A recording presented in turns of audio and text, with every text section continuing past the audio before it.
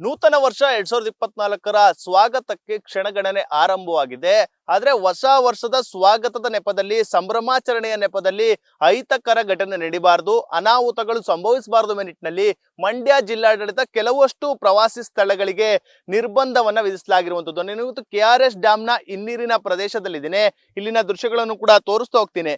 ಏನು KRS ಡ್ಯಾಮ್ನ ಹಿನ್ನೀರಿನ ಪ್ರದೇಶ ಇದೆ, ಈ ಒಂದು ಹಿನ್ನೀರಿನ ಪ್ರದೇಶದಲ್ಲಿ ಪ್ರವಾಸಿಗರು ಕೂಡ ತುಂಬಿ ತುಳುಕ್ತಾ ಇದ್ರು.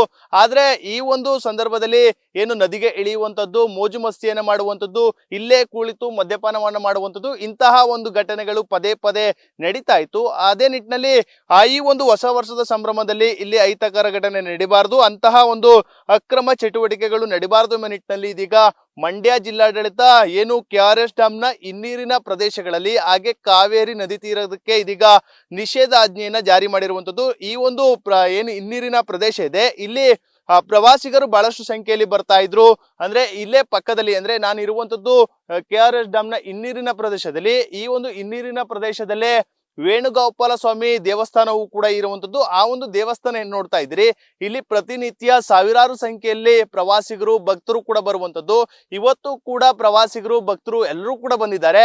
ಆದ್ರೆ ಎಲ್ಲರೂ ಕೂಡ ದೇವಸ್ಥಾನದಲ್ಲಿ ಒಂದು ದರ್ಶನವನ್ನ ಪಡ್ಕೊಂಡು ದೂರದಲ್ಲೇ ನಿಂತು ಕಾವೇರಿ ನದಿಯನ್ನ ವೀಕ್ಷಣೆಯನ್ನ ಮಾಡಬಹುದು. ಅದನ್ನ ಹೊರತುಪಡಿಸಿ ಕಾವೇರಿ ನದಿಗೆ ಇಳಿಯುವಂತ ಕೆಲಸಕ್ಕೆ ಮಾತ್ರ ಯಾರು ಕೂಡ ಮುಂದಾಗಬಾರ್ದು ಎಂಬ ನಿಟ್ಟಿನಲ್ಲಿ ಇದೀಗ ನಿಷೇಧಾಜ್ಞೆ ಜಾರಿ ಮಾಡಿರುವಂತದ್ದು. ಅದೇ ನಿಟ್ಟಿನಲ್ಲಿ ಯಾರು ಕೂಡ ಈ ಒಂದು ಪ್ರವಾಸಿ ಸ್ಥಳಕ್ಕೆ ಬಂದಿಲ್ಲ ಅಂತಾನೆ ಹೇಳ್ಬೋದು. ಕೇವಲ ಹಿನ್ನೀರಿನ ಒಂದು ಪ್ರದೇಶ ಅಷ್ಟೇ ಅಲ್ಲ, ಮತ್ತೊಂದು ಕಡೆ ಕೆಲವೊಂದಷ್ಟು ಬೆಟ್ಟ ಗುಡ್ಡಗಳ ಏನು ಪ್ರವಾಸಿ ಸ್ಥಳಗಳಾಗಿದೆ, ಅಂದ್ರೆ ಪಾಂಡುಪುರ ತಾಲೂಕಿನ ಕುಂತಿ ಬೆಟ್ಟ ಆಗಿರ್ಬೋದು, ಅಲ್ಲದೆ ಮೇಲುಕೋಟೆ ದೇವಸ್ಥಾನಗಳ ಒಂದು ಬೆಟ್ಟ ಗುಡ್ಡಗಳಾಗಿರ್ಬೋದು, ಮತ್ತೊಂದು ಕಡೆ ಏನು ಮಳವಳ್ಳಿ ತಾಲೂಕಿನ ಮುತ್ತತ್ತಿ ಮತ್ತೆ ಬೇರೆ ಬೇರೆ ಒಂದಷ್ಟು ಏನು ಬೆಟ್ಟ ಗುಡ್ಡಗಳ ಪ್ರವಾಸಿ ಸ್ಥಳಗಳಿದೆ, ಅವೆಲ್ಲದಕ್ಕೂ ಕೂಡ ನಿರ್ಬಂಧವನ್ನ ವಿಧಿಸಲಾಗಿರುವಂತದ್ದು. ಇದರ ಉದ್ದೇಶ ಏನು ಅಂತಂದ್ರೆ, ಹೊಸ ವರ್ಷದ ಸಂಭ್ರಮದಲ್ಲಿ ಎಲ್ಲರೂ ಕೂಡ ಪ್ರವಾಸಿಗರು ಮೈಸೂರು ಮತ್ತೆ ಮಂಡ್ಯ ಭಾಗದ ಪ್ರವಾಸಿ ಸ್ಥಳಗಳಿಗೆ ಬರ್ತಾರೆ.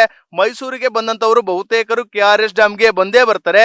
KRS ಡ್ಯಾಮ್ ಅನ್ನ ವೀಕ್ಷಣೆಯನ್ನ ಮಾಡಬಹುದೇ ಹೊರತು ಯಾರು ಕೂಡ ನದಿಗೆ ಇಳಿಯುವಂತಿಲ್ಲ, ಮತ್ತೆ ಹಿನ್ನೀರಿನ ಪ್ರದೇಶದಲ್ಲಿ ಮೋಜು ಮಸ್ತಿಯನ್ನ ಮಾಡುವಂತಿಲ್ಲ. ಯಾಕೆಂದ್ರೆ ಈ ಒಂದು ಹಿನ್ನೀರಿನ ಪ್ರದೇಶದಲ್ಲಿ ಈ ಹಿಂದೆಯೂ ಕೂಡ ನಾವು ನೋಡಿರ್ತೀವಿ. ಅಂದ್ರೆ ಇಲ್ಲಿಗೆ ಬಂದಂತವರು ಕಾರನ್ನ ಹಿನ್ನೀರಿನ ನದಿಗೆ ಇಳಿಸುವಂತ ಕೆಲಸವನ್ನು ಕೂಡ ಮಾಡ್ತಾ ಇದ್ರು. ಇಲ್ಲೇ ಕುಳಿತು ಅಡಿಗೆನ ಮಾಡ್ಕೊಳ್ಳುವಂಥದ್ದು, ಅಂದ್ರೆ ಮದ್ಯಪಾನವನ್ನ ಮಾಡುವಂಥದ್ದು, ಇಂತಹ ಒಂದು ದುಸ್ಸಾಹಸಕ್ಕೂ ಕೂಡ ಕೆಲವರು ಕೈ ಹಾಕ್ತಾ ಇದ್ರು. ಅದೇ ನಿಟ್ಟಿನಲ್ಲಿ ಯಾವುದೇ ರೀತಿ ಅಹಿತಕರ ಘಟನೆ ನಡೀಬಾರದು ಎಂಬ ನಿಟ್ಟಿನಲ್ಲಿ ಈ ಒಂದು ಮುಂಜಾಗ್ರತಾ ಕ್ರಮವನ್ನ ಮಂಡ್ಯ ಜಿಲ್ಲಾಡಳಿತ ಕೈಗೊಂಡಿರುವಂತದ್ದು.